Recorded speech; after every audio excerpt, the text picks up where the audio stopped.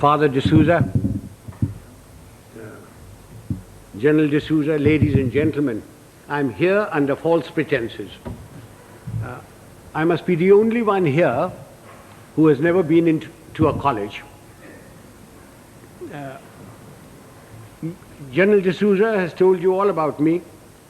I'm most appreciative of his kind words. My only regret is that my wife wasn't here to hear them. She would have treated me with greater respect. And when I say I'm uneducated, I really mean it. I must be the only member of my family who isn't a graduate. I managed to do my inter-science. I got a 3rd division, mushkil se. Anyway, it's nice being in this hall with all the academics and all the educated people. And I take this opportunity of inaugurating your Silver Jubilee series on leadership. I don't know what one does for inauguration, but may I say that I have inaugurated the thing.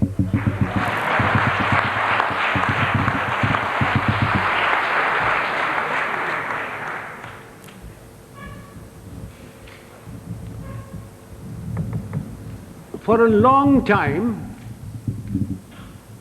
I've been watching the scene in India very carefully. Wherever I go, whenever I pick up a newspaper, I find there are shortages. There's a shortage of fuel, there's a shortage of food, there is a shortage of foreign exchange, there is a shortage of housing, shortage of schools, colleges, everywhere. And everybody talks about these shortages. But the one shortage which is responsible for all these shortages is generally glossed over, which is the shortage of leadership.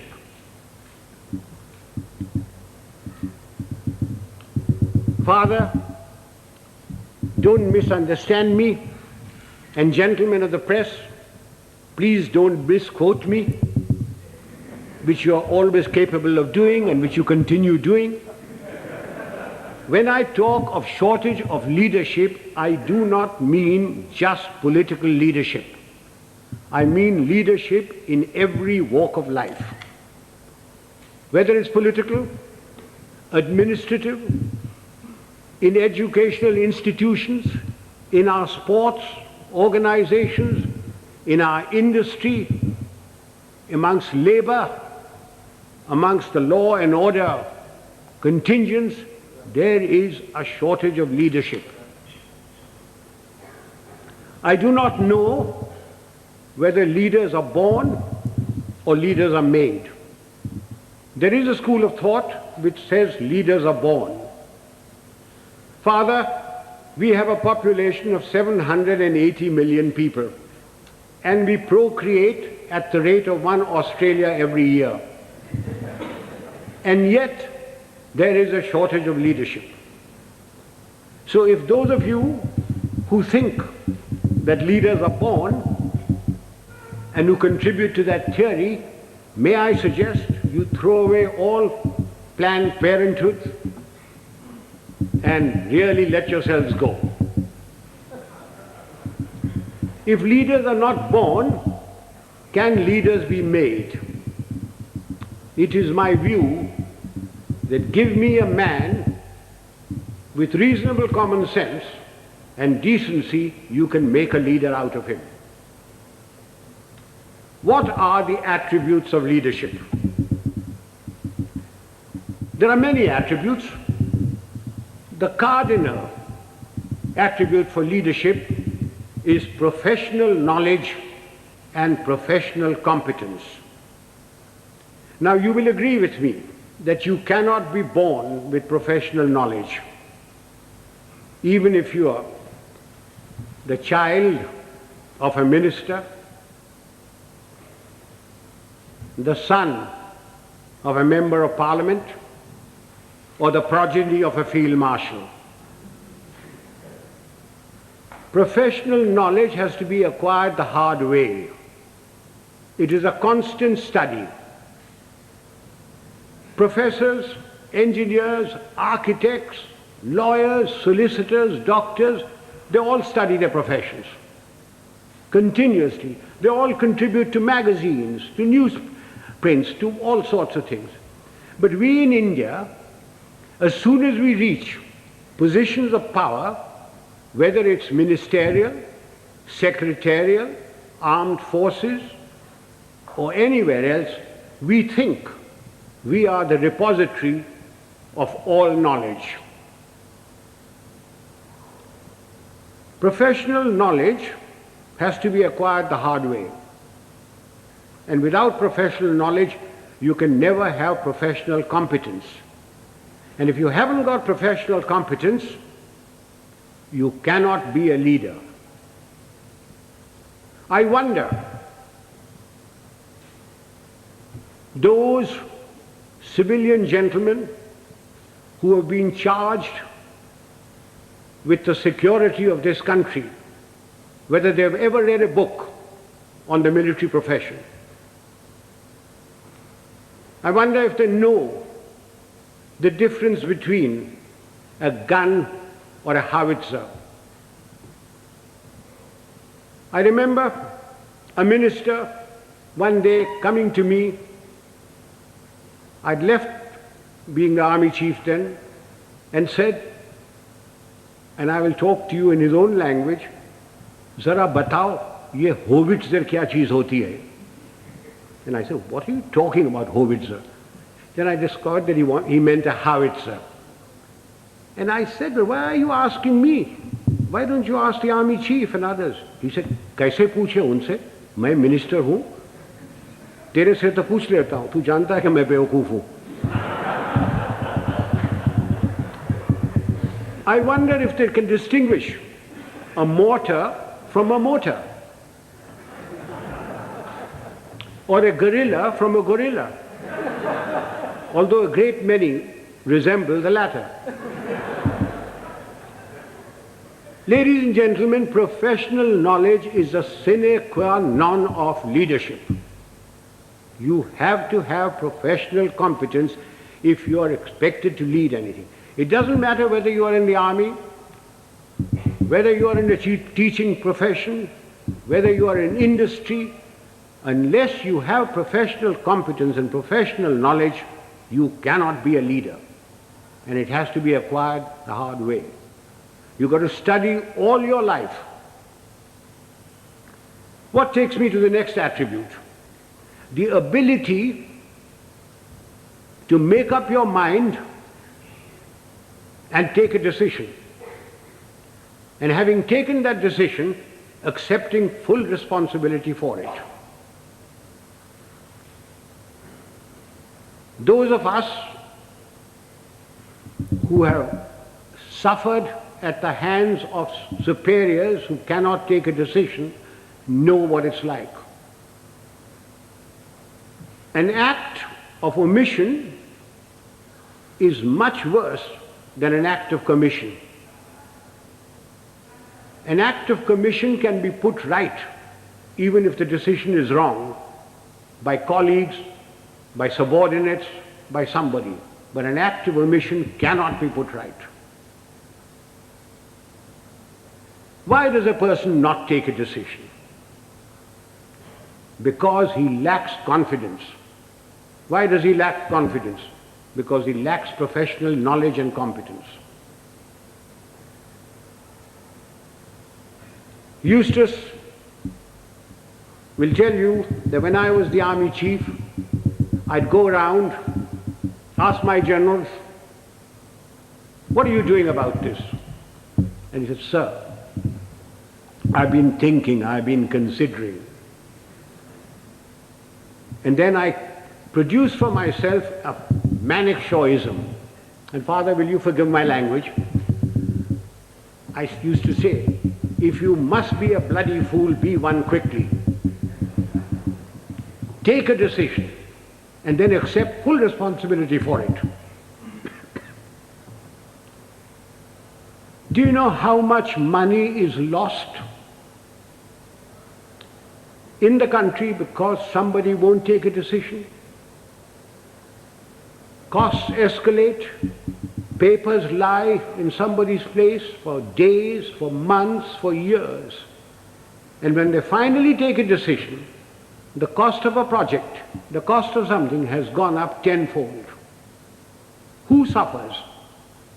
We, the people of India, suffer.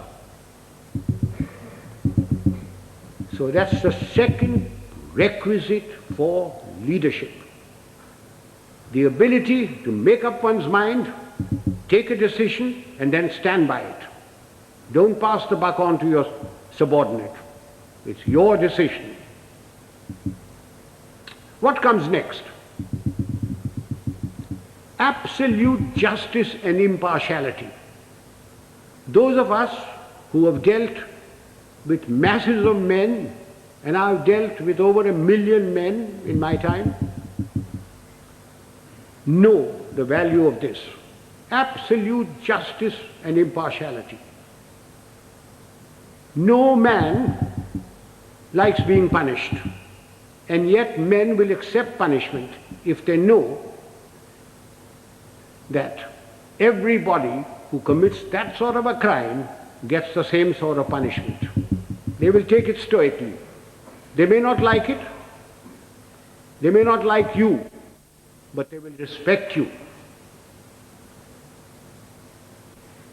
No man likes being superseded, and yet people will accept supersession if they know that it's been done fairly and they've been superseded by somebody who is better than them. But not because he happens to be a minister's son or related to Father D'Souza or the Field Marshal's wife's current boyfriend. Men will accept supersession. They may not like it, but they will do it. Now, ladies and gentlemen, this is very, very important in our country. We have tremendous pressures. We have large families. We have fathers, mothers, uncles, aunts, nephews, nieces, their fathers, mothers, etc. We have pressures from them. We have pressures from members of parliament. We have pressures from all sorts of people. And we lack the courage to withstand that pressure. This is very important for us in India. And that takes me to the next attribute: moral and physical courage. I do not know which is more important, moral courage or physical courage. Were I talking to a lot of soldiers, I would lay emphasis on physical courage. But since I'm only talking to a handful of soldiers, and mostly civilians, I will lay emphasis on moral courage. What is moral courage? Moral courage is the ability to distinguish right from wrong.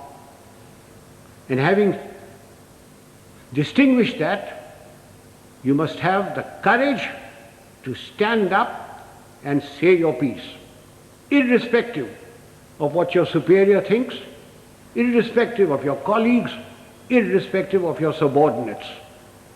You must have the courage to say so. A yes man is a horrible man. He must be shunned. He is a disgrace. He may rise very high. He may become a minister. He may become a field marshal. But he will never, never become a leader. He will be used by his superiors. He will be disliked by his colleagues, and his subordinates have no respect for them. Moral courage is essential. Now, since you wanted to know some examples of moral courage from my past. I will give you a little story. In 1970, when General Yahya Khan put all the pressure on East Pakistan as it was then, and refugees started coming to India, there was a cabinet meeting. I remember the date very well, 28th of April. I was summoned. I had a very strong Prime Minister and Mrs. Gandhi, who ranted and raved at me, said, "What are you doing about it? I've got so many refugees. The Chief Minister of Bengal has just sent me a telegram. The Chief Minister of Tripura has done this. The Chief Minister of Assam is writing that there are more Bengalis there than their own population. What are you doing about it?" And I said, "Nothing. Got nothing to do with me." And she said, "I want you to go in and take action." And I said, "Do you know what that means, Prime Minister?" And she said, "No." I said, "It means war." And she said, "I don't mind if there's war." So I said, "May I please quote from the Bible, the first book, the first chapter, the first verse? God said, 'Let there be light,' and there was light. And you say, 'Let there be war,' there be war. Are you ready?" I'm not ready. I'm not prepared. It is not the right time to go in. The monsoon will break very shortly, and the whole of East Pakistan will be a swamp. I will not be able to operate. The Air Force will not be able to operate. April is a month when we glean the harvest. And the Agriculture Minister was Mr. Fakhruddin Ali Ahmed. And I said, "I will require every railway wagon, I will require every train, I will require all the road space to move my troops. And you will not be able to move your harvest. And then if there is a famine, don't blame me." And I said, the passes in the Himalayas start opening now, the snow melts. And then if the Chinese give us an ultimatum, I will have to fight on two fronts. And then the External Affairs Minister, the Khalsa, Sardar Swaran Singh said, "Do you think China will give ultimatum?" And I said, "You are the foreign minister, you tell me."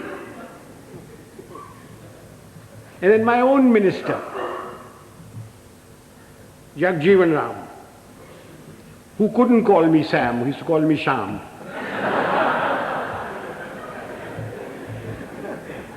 He said, "Sham, maan jao na." I said, "You can manne ki baat hai? I'm telling you what the facts are." And I said, "If you want me to do this, Prime Minister, I guarantee you 100% defeat. Now, Prime Minister, give me your orders." And there was dead silence. And she turned around and said, "The cabinet will meet at 4 o'clock.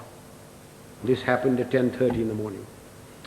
So, as the cabinet ministers walked out, I being the junior most man there, was the last to go, she said, "Chief, will you stay behind?" So I shut the door and I said, "Prime Minister, before you speak, do you wish me to send in my resignation on grounds of health, mental or physical?" I said, "Oh, sit down." He said, "Everything you told me correct?" I said, "It's my job to fight. It's my job to tell you. If your father in 1962 had me as his commander-in-chief, the country would not have been disgraced. The army would not have been beaten. But the army chief did not have moral courage of turning around and telling him he wasn't ready." So she said, "All right, you know what I want?" And I said, "Yes, I know what you want. And I must be allowed to do it my own way." And she said, "All right, you know what I want." So, ladies and gentlemen, there's a very thin line between becoming a field marshal and being dismissed. I just gave you an illustration of moral courage. Of course, I didn't worry very much because my wife had money. If I'd gone, she would have looked after. She would have looked after me.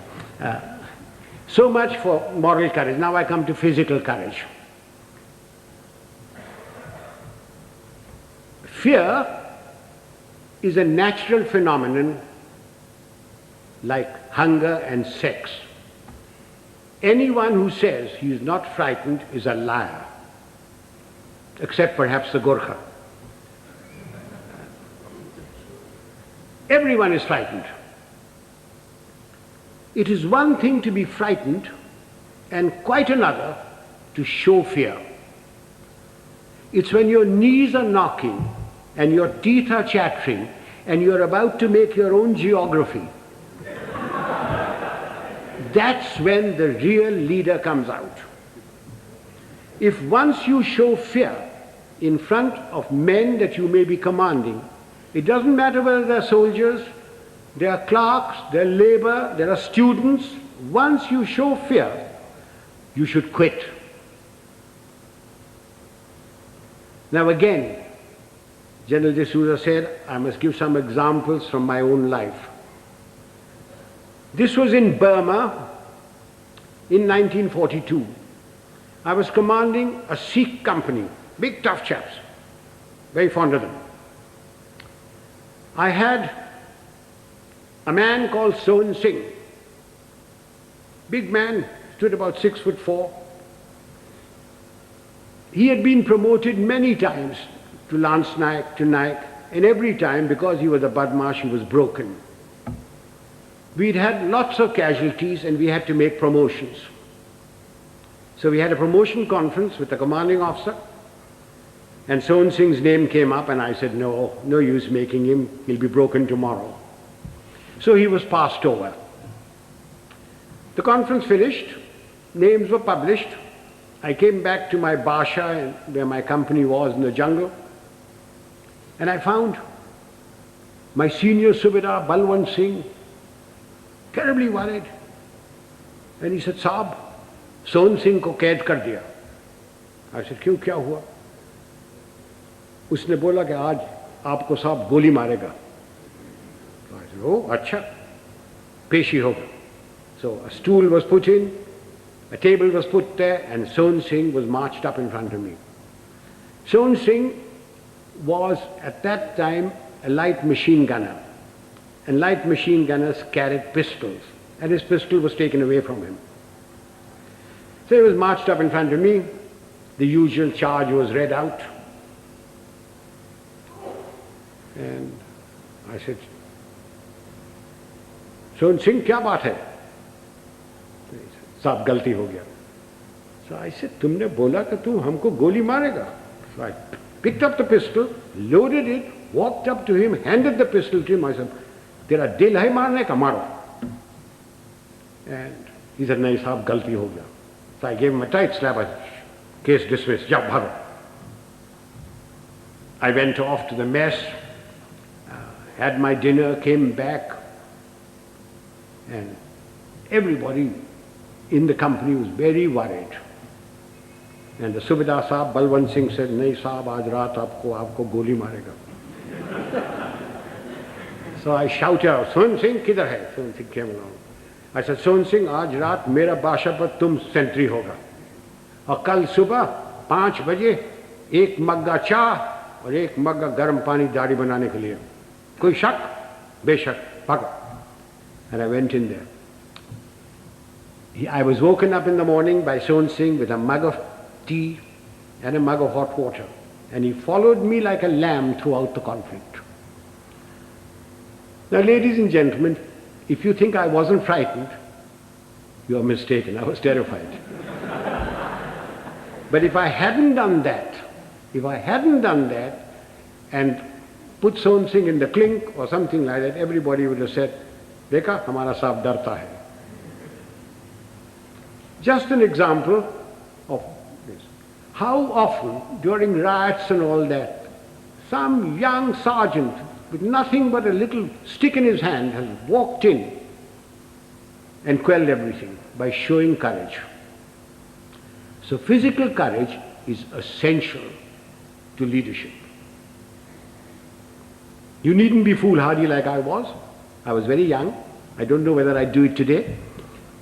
But physical courage is essential. That takes me to the other attribute, loyalty.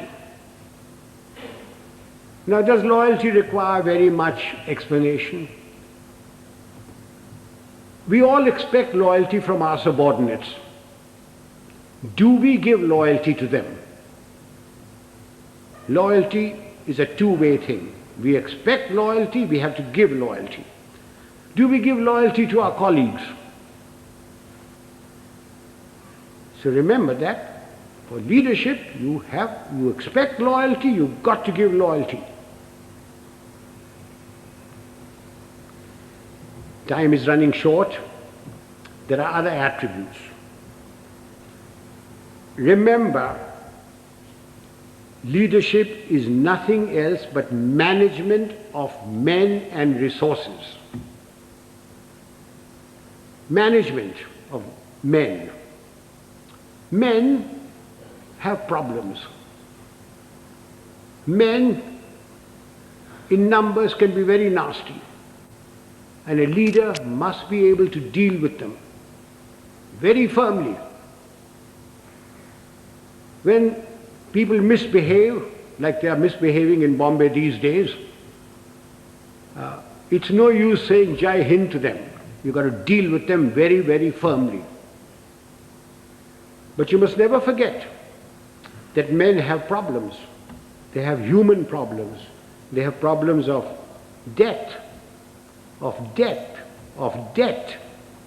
family problems. They get easily despondent. And therefore, the leader must have a human touch. He must have a sense of humor to get them out of their despondency. He must have the gift of the gab. Unfortunately, our leaders have the gift of the gab, but they have no sense of humor. Further, men and women, generally speaking, like their leader to be a bit of a man, a bit of a lad. Take examples from history. Julius Caesar. Julius Caesar, you will agree, he was a great leader.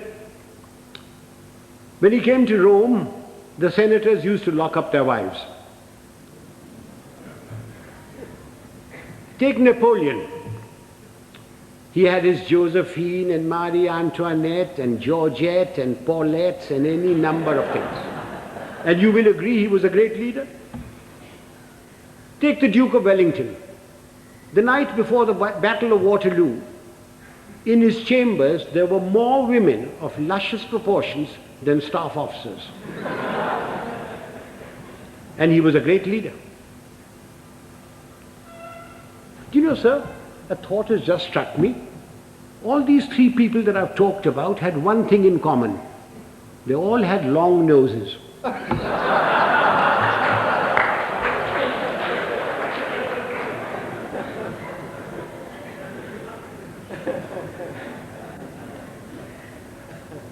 If my time is not up, can I crave your indulgence and talk for another 10 minutes? Ladies and gentlemen, no amount of leadership will put things right. There are two other aspects that we Indians must know and we lack badly. One is discipline and the second is character. What is discipline? Discipline is a code of conduct for decent living in society one with the other. Who lays down this code of conduct? Not the Prime Minister, not Parliament. Of course it's laid down in the Army Act. But I'm not trying to impose the Army Act on you. This code of conduct has come to us from father to son, from mother to daughter, from times immemorial.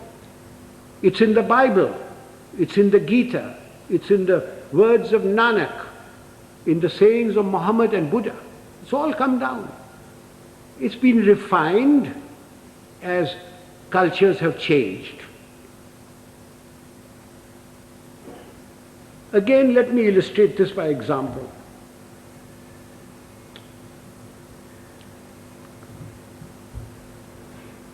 Non-punctuality is an act of ill discipline which is injurious to the state, injurious to its people. Some time ago, sir, I was invited to a university, as also my wife, unlike today.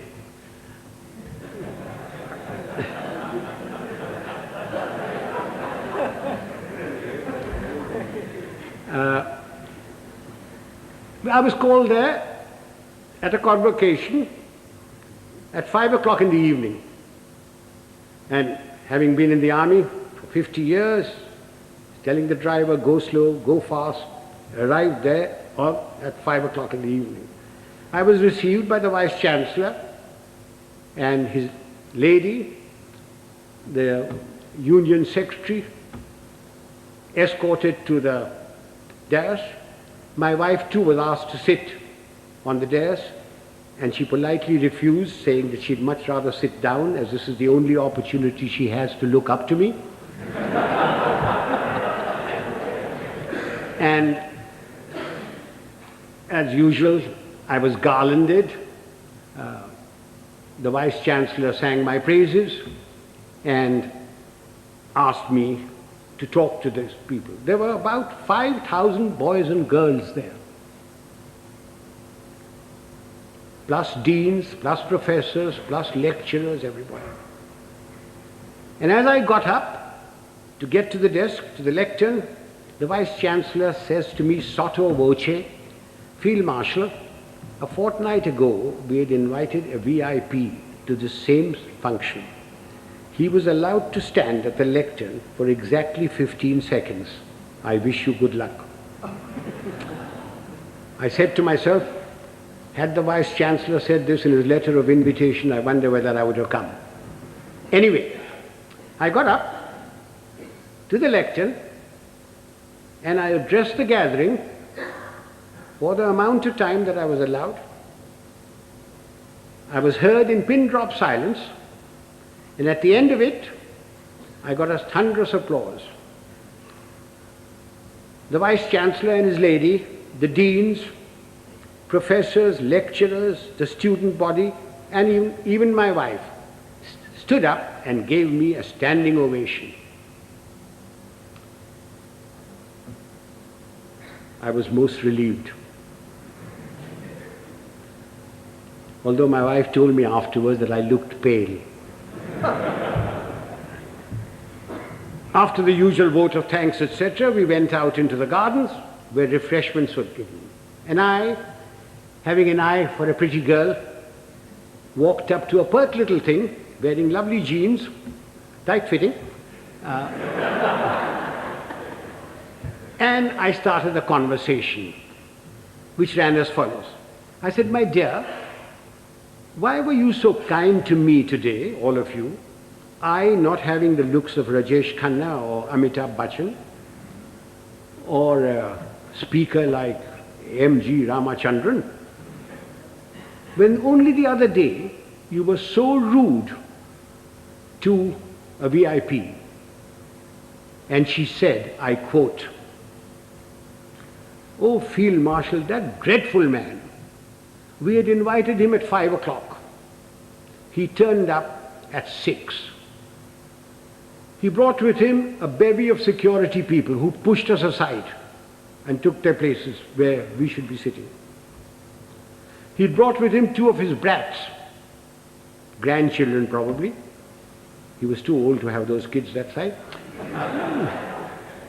But you never know.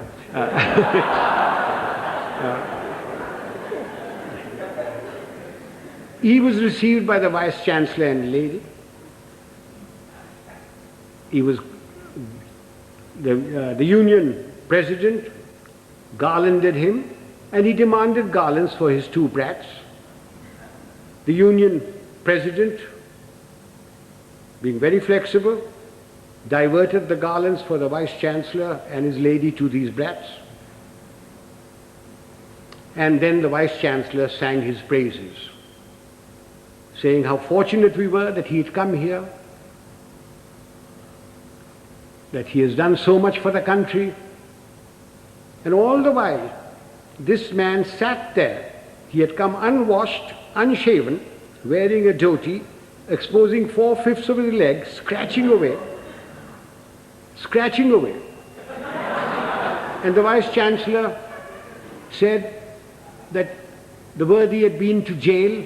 When he said that, the girl said, I almost shouted he should be there now.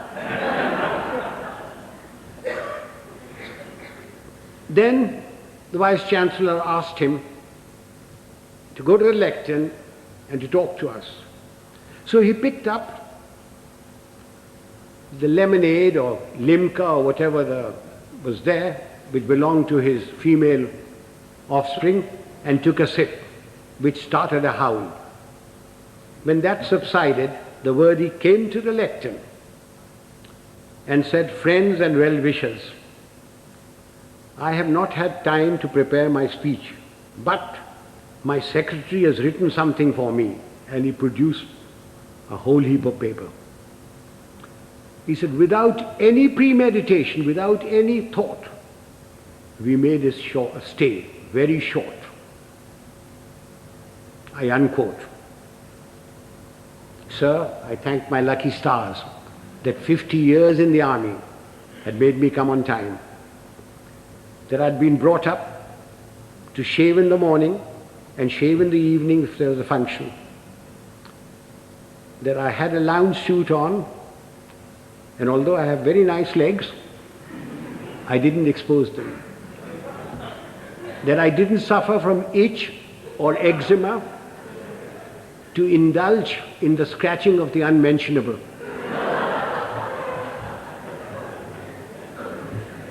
Now do you see what I mean by ill discipline? Had the worthy come on time, according to the program, talked to the people and given them advice, can you imagine what a lot of good it would have done? Instead of that, his act of ill discipline produced more ill discipline. Now this is not a matter to be laughed at and forgotten. We people in India are terribly ill disciplined. We think because we've got freedom that we can do what we like. I do not stop you from criticizing, to standing up for your rights. I think it's your duty to do it. But what I abhor are the acts that we've gone into because we've got freedom. Why do we have to spit pan all over? Why do we have to write on doors and things? Why do we have to keep staircases dirty and filthy? Why do we have to throw garbage in somebody else's compound? These are all acts of ill discipline. It is because of these acts of ill discipline that you have corruption, you have smuggling, you have all sorts of things. Even animals in Tanzania are better disciplined. I went there 4 years ago and I saw lions, lionesses, zebras, etc. They were all so disciplined. If the lion wanted to do his stuff, he went behind cover. He didn't spit. I came back from Tanzania. I arrived at Bombay airport. I cleared my baggage, and as I was walking out, there was a big, fat slob of a man who squirted damn pan on my trousers. And when I gave him a tight kick, he was most indignant. He didn't think he'd done any wrong. Why? Why do we tolerate it? So much for discipline. So everybody's been extremely well disciplined so far. Will you give me your indulgence for just another few minutes? I said character. By character, I don't mean the sort of thing which the father will preach to you. Of course you must be honest. Of course you must be truthful. Of course you mustn't covet thy neighbor's wife. Not when father is listening. Of course you mustn't. All that is part of character. But I mean something bigger. It's knowing yourself, knowing what you really are. Unfortunately, we lack that sort of character. And what little we have is denuded by our fans, by the sycophants around us, by the hangers-on. Again, let me illustrate this by an example. Some years ago, Hollywood produced a picture of the great violinist and composer Paganini. And they got a very handsome actor, tall, good actor, who had some knowledge of the violin to take the part of Paganini. And he was drilled to perfection, so that when that little cadenza was played and screened, the critics raved over it, raved at the movement of his fingers and of his bow. And this man's fans, sycophants, hangers-on, went on telling him that he was greater than Menuhin, greater than Heifetz, greater than Chrysler. And the man started believing it. And it took 8 months in a psychiatric home to rid him of this delusion. Do you know, sir, after the 1971 conflict, my fans, my hangers-on, the sycophants around me kept telling me, "Sir, you are the greatest general the century has produced. You are better than Rommel. You are better than Guderian. Auchinleck was nothing." And just as I was beginning to believe it, the Prime Minister created me Field Marshal and sent me off to the Nilgiris. And a hard-headed, no-nonsense wife deprived one more inmate of a psychiatric home. I thank you, sir.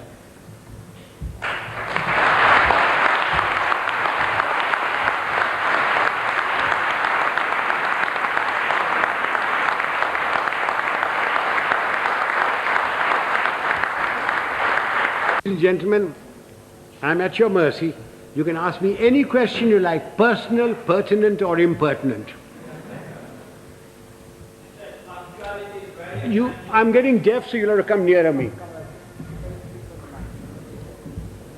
Punctuality is very essential for this. This engagement was announced at 6:30. You're quite right, sir. I was ready. I was told I was going to be picked up at 6 o'clock. I was ready, waiting. In fact, the people who organized the function came up to me. Just came out of my bath and said, "General D'Souza says, please do not come before 6:45. So will you hang around till 6:30 and then we'll bring you here." Not my fault. I was there absolutely on time. Please blame General D'Souza. And he had a reason that everybody works till 6 o'clock. Traffic is also there, and therefore he decided it was going to be 6:45. I would like to add that We got to go into East Pakistan. None. Militarily. You cannot go into anybody's country. But we had 9 million refugees.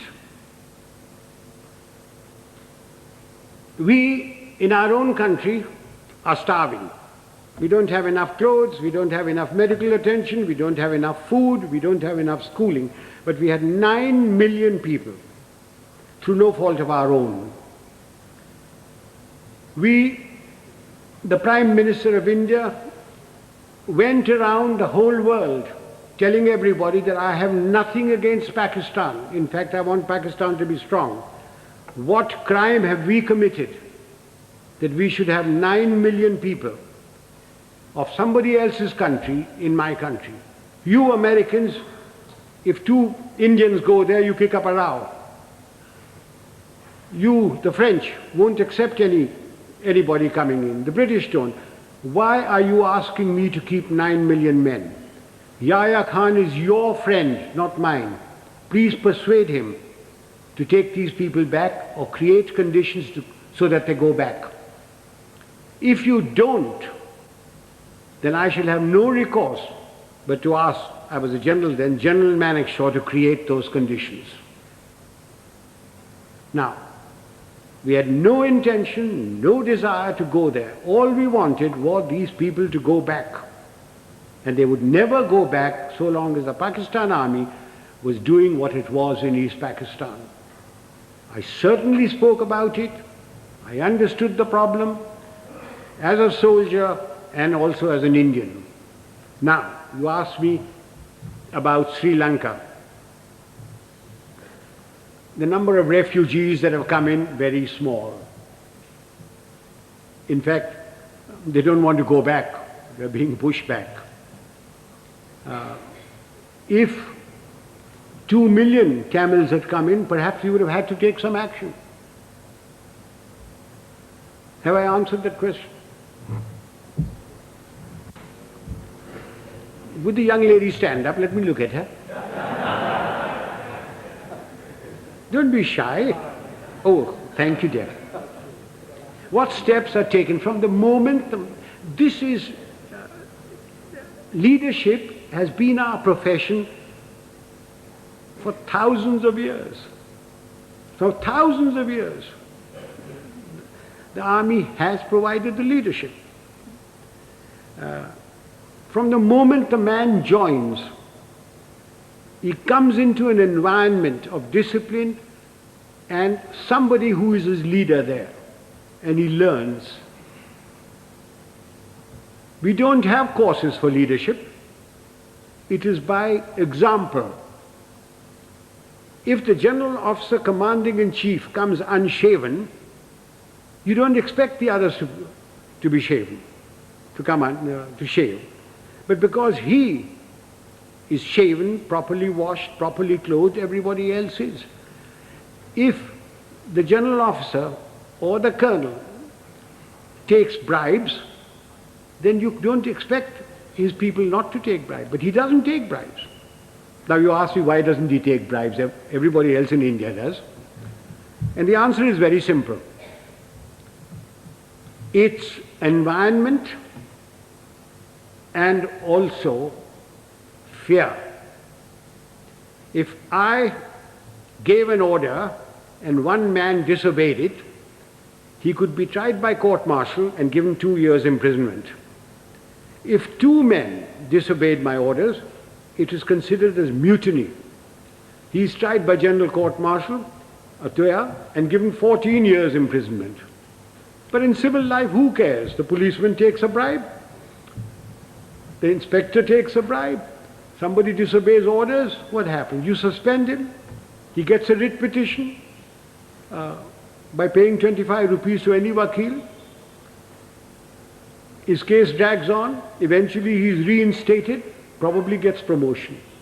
But in the case of the army, there's environment from the moment he joins plus fear.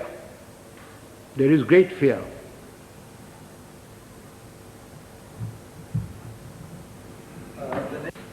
We Indians are alleged or supposed to be very religious people. If you read your own religious book, whether it be the Bible or the Gita or the Granth Sahib or the Quran, you automatically have discipline, self-discipline.